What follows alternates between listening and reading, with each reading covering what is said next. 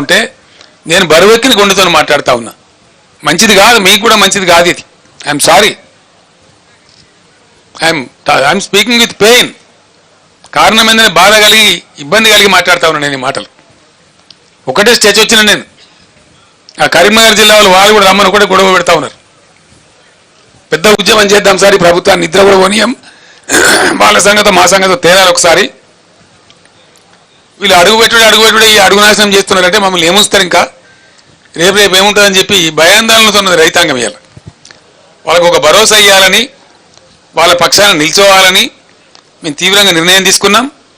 100% అది ఏదో పేజ్ తీసిండి ఏందండి, అవి ఇవి చేయరు కదా. మీరందరు విన్నారు కదండి, మీరందరు విన్నారు, మీరందరు ప్రత్యక్ష సాక్షులు. ఇవాళ ముఖ్యమంత్రి గారు ఏం చెప్పిండండి, కేసీఆర్ కొత్త వరకు మాఫీ చేసిండు, 1,00,000 రూపాయలు రుణం మీకు మాఫీ అయింది కాబట్టి ఉరుకును మీరు బ్యాంకులకు పరిగెత్తుండ్రి, మీరు లగెత్తిపోయి మళ్ళీ 2 లక్షలు తెచ్చుకోండి. డిసెంబర్ 9 నాడు మొత్తం మాఫీ. డిసెంబర్ 9 ఎన్ని రోజులు అయిందండి, 4వ మాసం నడుస్తూ ఉంది ప్రభుత్వం వచ్చి. ఈ డ్రామాలు కాదు కదా. When December 9 has gone, Mr. Chief Minister, where are you sleeping? I am asking you. ఎప్పుడు పోయింది December 9? మీ ఇష్టం వచ్చిన సొల్లు పురాణం వాగ్దానాలు చేసి ప్రజలను గోల్మాలు దింపి జస్ట్ 1.8% ఓట్లతో మీరు గట్టెక్కి మీరు ప్రభుత్వానికి వచ్చినారు. మిమ్మల్ని ఎట్లా వదిలిపెడతాం అనుకుంటారు? మేము తరుముతాం, ఇప్పుడు తరిమి కొడతాం, నిద్ర కూడా పోనీయం. వీళ్ళు ఏమవుతున్నది, బ్యాంకు కూడా వచ్చి డైరెక్ట్గా చెప్తున్నాడు, అమాయక రైతులు వాళ్ళు తెలియక వాళ్ళు మాట్లాడుతున్నారు. సార్ రేవంత్ రెడ్డి చెప్పింది కదండి December 9 మాఫీ చేస్తామంటే, రేవంత్ రెడ్డి బీవంత్ రెడ్డి జాంతానని నువ్వు కట్టాలి బిడ్డ, దాన్ని మాకు సంబంధం లేదు, ఈమన్ ప్రభుత్వాన్ని ఈమన్ డబ్బులు ఈమన్ చెప్పినారు. మాకు ఈమన్ అండి, మేము అసలుకు రాము అని నోటీసులు ఇచ్చి వాళ్ళని సతాయిస్తూ ఉన్నారు. ఇప్పుడు ఏమైంది, మీరు రైతు బంద్ వేయలేదు, ప్రైవేట్ అప్పులు తెచ్చుకున్నారు, ప్రైవేట్ వడ్డీలకు పోయినారు, అట్ట కొంత నాశనమైనారు. ఇలా బ్యాంకు కూడా మళ్ళీ ఇచ్చే పరిస్థితి లేదు. పంట వేసుకుందామంటే ఇప్పుడు ఏం కావాలి వాళ్ళ గతి, ఏమైతుంది రైతుల గతి? మీకు ఆలోచన ఉన్నదా కనీసం? ప్రభుత్వంలో థింకింగ్ అనే చేస్తున్నారా? మీకు ఆ బరువైన హృదయం అని ఉన్నదా? అంత విశాలంగా ఆలోచిస్తున్నారా? అంటే రైతుల పక్షాన్ని కూడా మాట్లాడేటోడు ఉండడు, అడిగేటోడు ఉండడని మీరు అనుకుంటున్నారా? అట్లా కాదు. బీఆర్ఎస్, నేను రైతులను ఒక్కటే చేతులెత్తి దండం పెట్టి చెప్తా ఉన్నా, దయచేసి మీకు దండం పెడతాను, ఆత్మహత్యలు చేసుకోకండి, ఎట్టి పరిస్థితుల్లో చేసుకోకండి. మీ కేసీఆర్, మీ బీఆర్ఎస్ మీ పరంగా రణరంగమైన సృష్టిస్తుంది, యుద్ధం చేస్తుంది. ప్రధాన ప్రతిపక్షంగా మాకు బాధ్యత మీరు ఇచ్చినారు, మేము నిద్రపోము, ఊరుకోము. 2-3 నెలలు టైం ఇవ్వాలి, ఎందుకంటే మాకు పుండాకోరు వ్యవహారం అవుతుంది. ఓర్వలేని తనం లెక్క వాడేస్తే గెలవంగానే వీళ్ళు మొదలుపెట్టిన దుకాణం ఓర్వలేకపోతున్నారు అని అంటారు. కాబట్టి నేను 4వ నెల దాకా నా 4 కూడా తెరవలే. 1-2 మీటింగ్లు పెట్టినాం కేఆర్ఎంకి ఇచ్చినప్పుడు, అంత తప్ప నేను మాట్లాడలే, ఎక్కడ కూడా మాట్లాడలే. మీ ఇష్టం వచ్చినట్టు దురుసుగా నోటుగా చరిత్రలో ఏ ముఖ్యమంత్రి మాట్లాడినంత మొరటుగా ఈనాతీనంగా మాట్లాడినా నిందించినా నేను 4వ నెల దాకా ఓపుకోవడం తప్ప నా నోరు తెరవలే. ఇలా లక్షల ఎకరాల పంట ఎండిపోతూ ఉంటే చూస్తూ ఊరుకోలేము. కాబట్టి నేనే స్వయంగా చూద్దామని వచ్చిన.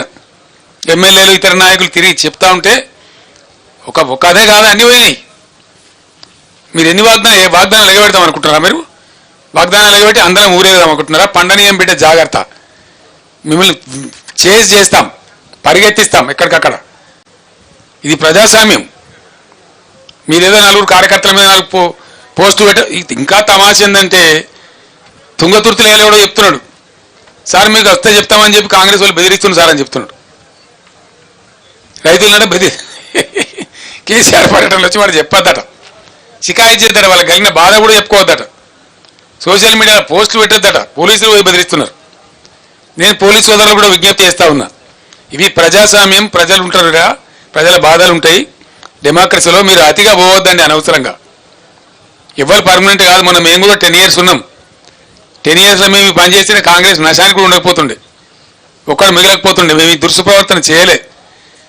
మేము అహోరాత్రులు రాత్రింబవళ్ళు రాష్ట్రము, రాష్ట్ర ప్రజలు, నీళ్లు, మంచినీళ్లు, కరెంటు, మెడికల్ కాలేజీలు, జూనియర్ కాలేజీలు, రెసిడెన్షియల్ స్కూళ్ళు, వాటి మీద మా మీదుగా కరగబెట్టినాం. మేము అవన్నీ నిలబెట్టినాం, చూపెట్టినాం. ప్రజల కళ్ళ ముందు ఉన్నాయి ఇప్పుడు అవన్నీ. మేము గాలి మాటలు చెప్తలేం.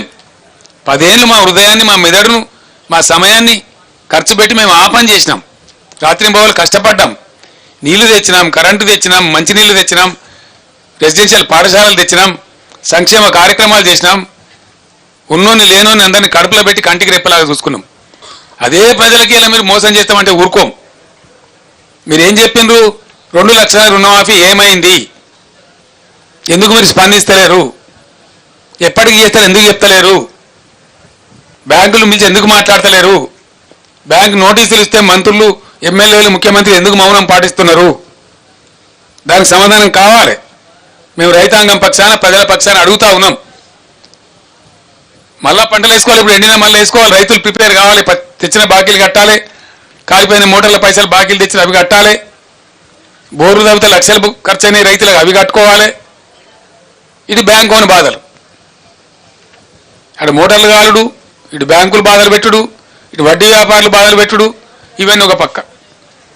ధాన్యం కొనుగోలు మేము 7,600 పైచీలు కేంద్రాలు పెట్టాం.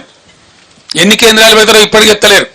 రేపటి నుంచి చెప్పి పూజ చేద్దాం అనుకుంటున్నారు. ప్రజలను ఏం చేద్దాం అనుకుంటున్నారు? ఎన్ని పాత కేంద్రానికి ఒక కేంద్రం తక్కువ పెట్టినా ఊరుకోము. పోయిన పంట పోను, కొత్త పంట వస్తుంది కాబట్టి ఆ వచ్చే పంటకు 500 బోనస్ కట్టి తీరాలి. ఎట్టి పరిస్థితులలో మిమ్మల్ని వేటాడతాం. 500 రూపాయల బోనస్ ఇస్తామని మీరు చెప్పినారు. అన్ని పంటలకు ఇస్తామన్నారు.